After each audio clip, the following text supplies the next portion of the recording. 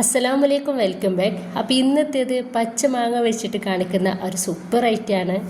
രണ്ട് ചേരുവകൾ മാത്രം വെച്ചിട്ടാണ് നമ്മളൊരു കിടുവായിട്ട് ഉണ്ടാക്കിയിട്ടെടുക്കുന്നത്. കുട്ടികൾക്കും വലിയവർക്കും ഒരുപോലെ ഇഷ്ടമാവുന്ന ഒരു അടിപൊളി ഐറ്റാണിത്.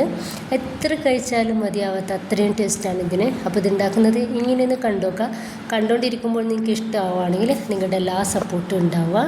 ഇപ്പം ഞാൻ എടുത്തിട്ടുള്ളത് 2 പച്ചമാങ്ങയാണ്. അതിൻ്റെ തോലൊക്കെ ഒന്ന് ഒഴിവാക്കിയിട്ട് ഞാനിത് ഇതുപോലെ ചെറിയ കഷ്ണങ്ങളാക്കി ഒന്ന് എടുത്തിട്ടുണ്ട്. ഇതുപോലെ ഒരു പാനിലേക്ക് ഇട്ട് കൊടുക്കുന്നുണ്ട്. ഇപ്പം ഇതിലേക്ക് ഞാൻ 1/2 കപ്പ് വെള്ളം ഒന്ന് ഒഴിച്ചെടുത്തിട്ട് ഇതൊന്ന് അടുപ്പത്തേക്ക് വെച്ചിട്ട് ഈ ഒരു മാങ്ങ നന്നായിട്ട് തന്നെ നമുക്കൊന്ന് വേവാക്കിയിട്ട് എടുക്കണം. അപ്പോൾ ഇടയ്ക്ക് എടുത്തിട്ട് നമുക്കൊന്ന് ഇളക്കി കൊടുക്കട്ടോ. അപ്പോൾ വെള്ളം കുറവുണ്ടെന്ന് തോന്നുകയാണെന്നുണ്ടെങ്കിൽ വീണ്ടും നമുക്ക് 1/2 കപ്പോ 3/4 കപ്പോ ഒക്കെ വെള്ളം ഇതിലേക്ക് ഒഴിച്ച് കൊടുക്കാവുന്നതാണ്. ഇപ്പം നമ്മുടെ ഒരു മാങ്ങ ഒരു 3/4 ഭാഗത്തോളം വേവായിട്ടുണ്ട്. അപ്പോൾ അത് പോരാ, നമുക്ക് ഇത് നന്നായിട്ട് ഒന്ന് വേവായിട്ട് കിട്ടണം.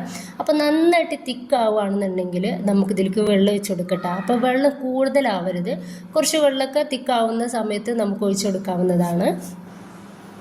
അപ്പോൾ ഈ ഒരു സമയത്ത് നമ്മുടെ മാങ്ങ നന്നായിട്ട് വേവായിട്ടുണ്ട്. ചെറിയ കഷ്ണങ്ങളൊക്കെ ഉണ്ട്, അതൊന്നും കുഴപ്പമില്ല. നമ്മൾ അരിപ്പയിലിട്ടിട്ട് ഒന്ന് അരിച്ചെടുക്കും ഈ ഒരു മാങ്ങ. ഇനിയിപ്പോൾ ഞാൻ അരിപ്പയിലേക്ക് മുഴുവനായിട്ട് ഒഴിച്ചെടുക്കുന്നില്ല കേട്ടോ, കുറച്ചായിട്ട് ഒഴിച്ചെടുത്തിട്ട് ഈ അരിപ്പയിലിട്ടിട്ട് ഒന്ന് നന്നായിട്ട് അരിച്ചെടുക്കുന്നുണ്ട്. നമുക്കിതിൻ്റെ ഒരു പൾപ്പ് മാത്രമാണ് വേണ്ടത് കേട്ടോ. അപ്പോൾ ആ ഒരു ചണ്ടിയൊന്നും നമുക്കിതിലേക്ക് ആവശ്യമില്ല. ഇനിയിപ്പോൾ കയ്യിൽ വെച്ചിട്ട് ഞാനിത് നന്നായിട്ട് തന്നെ ഇതുപോലെ ഒന്ന് ഉടച്ചെടുക്കുന്നുണ്ട്. ആ ഒരു ടൈമിൽ ഈ അരിപ്പേൻ്റെ അടിയിലൂടെ നമുക്കിതിൻ്റെ പൾപ്പ് മാത്രം കിട്ടും.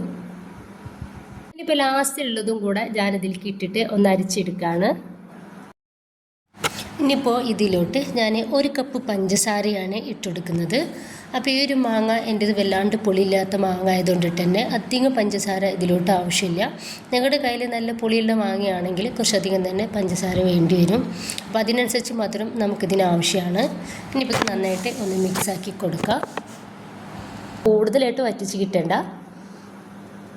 ഈ ഒരു മാങ്ങയുടെ ഒരു പൾപ്പ് ഉണ്ടല്ലോ, ഏകദേശം ഒരു 1/4 ഭാഗത്തോളം ആവുന്ന സമയം വരെ നമുക്ക് ഇതുപോലെ ഒന്ന് മിക്സ് ആക്കിയിട്ട് വറ്റിച്ചിട്ടെടുക്കാം. ഏറിയാൽ ഒരു 10 മിനിറ്റ് ഇട്ടാൽ, അതിലപ്പുറം ഒരിക്കലും ആവശ്യമില്ല. ഒരു 10 മിനിറ്റിനുള്ളിൽ തന്നെ നമുക്കിതൊന്ന് വറ്റിയിട്ട് കിട്ടും. അപ്പോൾ ഏകദേശമൊക്കെ ഒന്ന് ഇത് വറ്റി വന്നിട്ടുണ്ട്. ഇത് നന്നായിട്ട് തിളച്ചിട്ടുണ്ട്. അത് മേളിലേക്കൊക്കെ ഒന്ന് തെറിക്കുന്നത് നമ്മൾ ശ്രദ്ധിക്കണം. അപ്പോൾ ഞാൻ മീഡിയം ഫ്ലെയിമിൽ ഇട്ടിട്ടാണ് ഇതുപോലെ ഒന്ന് റെഡിയാക്കിയിട്ട് എടുക്കുന്നത്. അങ്ങനെ ആകുമ്പോൾ നമുക്ക് വേഗത്തിൽ ഇതൊന്ന് റെഡിയായിട്ട് കിട്ടിക്കോളും. ഇപ്പം ഞാനിതിലേക്ക് 1 ടീസ്പൂൺ കുരുമുളക് പൊടിയും 1.5 ടീസ്പൂൺ ചില്ലി ഫ്ലേക്സും ഇതിലേക്ക് ചേർത്തിട്ടുണ്ട്. അപ്പോൾ ഇത് ചെറുതായിട്ടൊരു എരിവ് ഉണ്ടാവും. നമുക്ക് ഇത് കാണാൻ നല്ല ഭംഗി ഉണ്ടാവും കേട്ടോ. അതിന് വേണ്ടിയിട്ടാണ് ഇത് രണ്ടും ചേർത്ത് കൊടുത്തിട്ടുള്ളത്.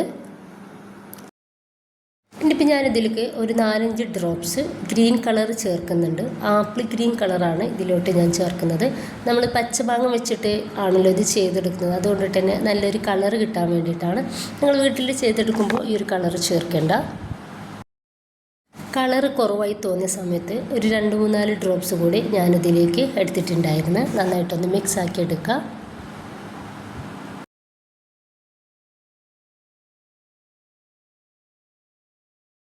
ഇനിയിപ്പോൾ കുറച്ചും കൂടി നമുക്കിതൊന്ന് വറ്റി കിട്ടിയാൽ മതി കേട്ടോ.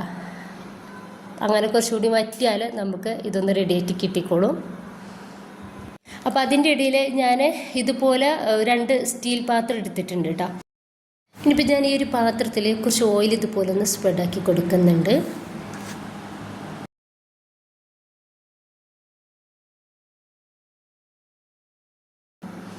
അപ്പോൾ ഇത് കറക്റ്റ് പാകത്തിനായിട്ട് വറ്റിയിട്ട് കിട്ടിയിട്ടുണ്ട് കേട്ടോ. അപ്പോൾ അത് നല്ലൊരു ഗ്രീൻ കളറും കാണാൻ അടിപൊളി ഉണ്ട് കേട്ടോ. ആ ഒരു രീതിയിൽ ആയിട്ടുണ്ട്. ഇത്രയും മതി. നമുക്ക് ഗ്യാസ് ഒന്ന് ഓഫ് ചെയ്യാം. ഇനിയിപ്പോൾ ഞാനിത് പ്ലേറ്റിലേക്ക് മാറ്റി കൊടുക്കുന്നുണ്ട്. ചൂടോടെ തന്നെ നമുക്കിത് പ്ലേറ്റിലേക്ക് മാറ്റി കൊടുക്കാം. അപ്പോൾ കഴിയുന്ന അത്രയും തിക്നെസ് കുറച്ചിട്ട് വേണം നമ്മൾ ഇതൊന്ന് റെഡിയാക്കിയിട്ട് എടുക്കാൻ വേണ്ടിയിട്ട് കേട്ടോ. ഇനിയിപ്പോൾ ഞാനിത് ആ പാത്രം വെച്ചിട്ട് തന്നെ ഇതുപോലെ ഒന്ന് ചുറ്റിച്ചെടുക്കുന്നുണ്ട്.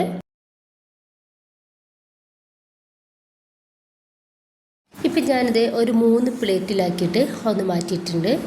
ഇനിയിപ്പോൾ നമുക്ക് ഒരു 2-3 മണിക്കൂർ നല്ല വെയിൽ കൊള്ളുന്ന സ്ഥലത്ത് വെച്ചിട്ട് ഇതൊന്ന് ഉണക്കിയെടുക്കാം. ചിലപ്പോൾ ഒരു 2 മണിക്കൂർ കൊണ്ട് തന്നെ നമുക്കിത് റെഡിയായിട്ട് കിട്ടും. ഒരു 2 മണിക്കൂർ മാത്രമാണ് ഞാനിത് നല്ല വെയിലത്ത് വെച്ചിട്ടുള്ളത്. അപ്പോൾ തന്നെ നമുക്കിത് ഏകദേശം നന്നായിട്ട് തന്നെ പ്ലേറ്റിൽ നിന്ന് എടുക്കാൻ വേണ്ടിയിട്ട് പറ്റുന്നുണ്ട്. അപ്പോൾ ആ ഒരു സ്റ്റീൽ പ്ലേറ്റിനെക്കാട്ടും എനിക്ക് വേഗത്തിൽ റെഡിയാക്കി എടുക്കാൻ വേണ്ടിയിട്ട് പറ്റുന്നത് ആ ഒരു വെള്ള പ്ലേറ്റിൽ, പൊട്ടുന്ന ആ ഒരു പ്ലേറ്റിൽ നമ്മൾ മാറ്റിയിട്ടുള്ളതായിരുന്നു കിട്ടിയിട്ടുള്ളത്. അപ്പോൾ അതാണ് ഏറ്റവും തിക്നെസ് കുറഞ്ഞിട്ട് ഞാൻ വെച്ചിട്ടുണ്ടായിരുന്നത് കേട്ടോ. അപ്പോൾ എല്ലാം നമുക്ക് വേഗം തന്നെ ഈ പ്ലേറ്റിൽ നിന്ന് വിട്ട് കിട്ടുന്നുണ്ട്. ഇനിയിപ്പോൾ ഞാൻ നൈഫ് വെച്ചിട്ട് ഒന്ന് കട്ട് ചെയ്തെടുക്കുന്നുണ്ട്. നന്നായിട്ട് വലുതായിട്ട് കട്ട് ചെയ്യേണ്ട, ചെറിയ രീതിയിൽ ഒന്ന് കട്ട് ചെയ്തിട്ട് നമുക്കിതൊന്ന് റോൾ ചെയ്തെടുക്കാം.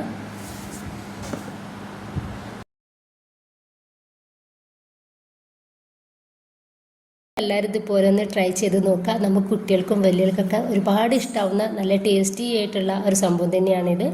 ഇഷ്ടമായിട്ടുണ്ടെങ്കിൽ നിങ്ങളുടെ എല്ലാ സപ്പോർട്ടും ഉണ്ടാവുക. ലൈക്കും കമൻറ്റും ഷെയറും സബ്സ്ക്രൈബൊക്കെ ചെയ്യാൻ വേണ്ടിയിട്ട് മറന്നു പോകരുത് കേട്ടോ. അപ്പോൾ ഇൻഷാ അല്ലാ ഓക്കെ ബൈ.